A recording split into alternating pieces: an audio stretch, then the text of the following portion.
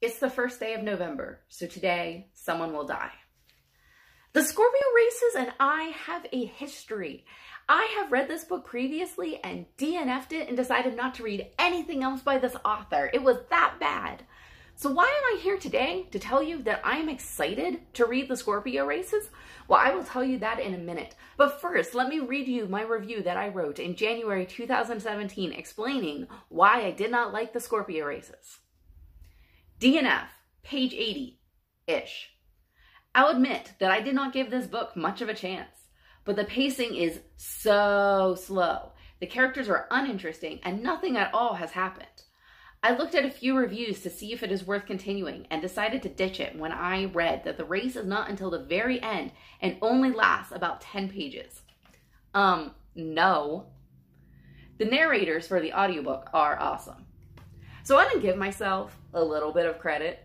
Even though I hated this book, I still thought the narrators were good. And I was right. I've started listening to the audiobook again, and the narrators are good. So shout out to Steve West and Fiona Hardingham, because they are good narrators, and even if I didn't like the book, I can recognize that. Now to address the issues that I discussed in the review and why I didn't like it and why I'm excited to read the Scorpio races now. The first thing I said is that the pacing was so slow. This isn't something that really bothers me anymore. I've even said now that a book being slow isn't really a criticism, and slow books can be good books. Slow books can also be bad books. So this is just kind of a neutral thing for me now. This isn't really something that gives me pause on rereading the Scorpio races.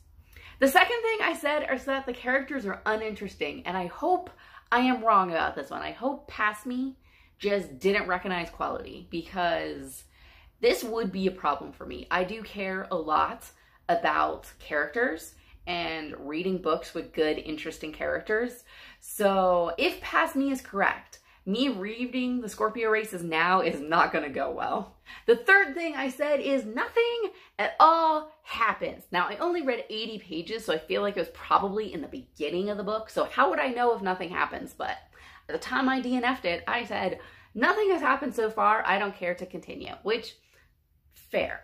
But nothing happening doesn't really bother me anymore. I have read books that don't have plots. I have read books that have plots but are very slow and take a long time for anything to progress in the plot. These are some of my favorite books.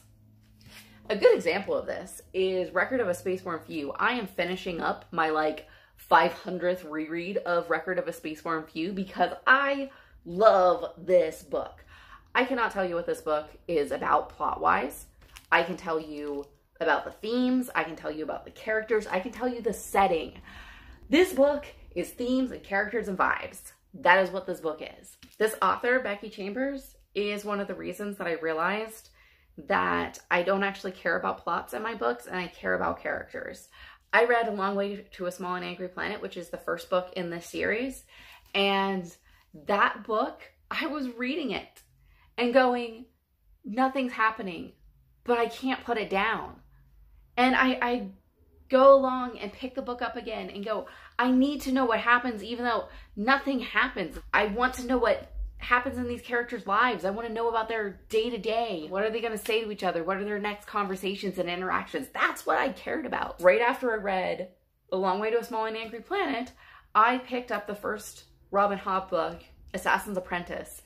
And about a third of the way through the book, I almost considered putting that book down. Nothing was happening in Assassin's Apprentice. I went and looked at reviews and was like, should I even continue reading this book? Nothing's happening. But you know what? Once I hit that halfway point in the book, I stayed up all night reading that book. Not because anything amazing was happening, but because I needed to know what happened next in these characters' lives. I needed to know what happened next in the day-to-day. And you know what? Assassin's Apprentice does have a plot, and the end is kind of exciting, and it's worth every bit of the day-to-day that happens previously. So reading these two books back to back made me realize that I love characters and I don't need plots. So I can say for sure that me 5 years ago would not agree with me now, because I don't care if I read a book where nothing happens, and I did that. And this all feeds into the third thing that I mentioned, which is the action doesn't happen until the end of the book, and then it doesn't last very long. This actually sounds like a reason to read this book to me now.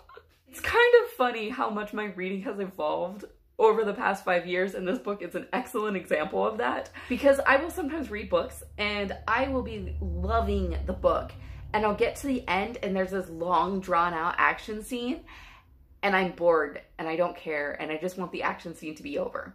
I don't think this is a problem with like action scenes necessarily, but it's more of just like a play-by-play of the action is not interesting to me. I need to be emotionally invested in this action scene, and I need to be there with the character, feeling what they're feeling in it. I don't want to know about he swiped and then she parried and whatever happened. Some of that's important to set the scene and to set the characters, and so that way I understand why the characters are feeling the way that they do.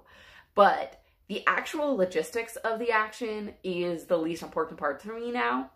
So big exciting action doesn't really excite me unless it's done well, unless this action scene propels the story forward and makes me captivated and involved and on the edge of my seat biting my nails.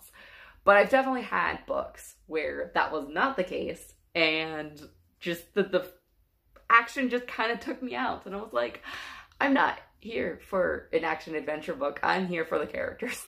So basically my old review is a list of all the reasons that I want to read this book. I've seen people talking about this book on the Bookternet, and I've seen people talking about the characters and how beautiful and well written this book is, and it makes me want to read it. So I have started Scorpio Races again today. Just today I've started Scorpio Races. I've listened to the prologue and the first chapter, which, let me tell you, the prologue is exciting. It is everything I would want in a book. It is amazing. I don't know how I could call this boring where nothing happens. And the first chapter is intriguing. I'm drawn into the story. I want to know more.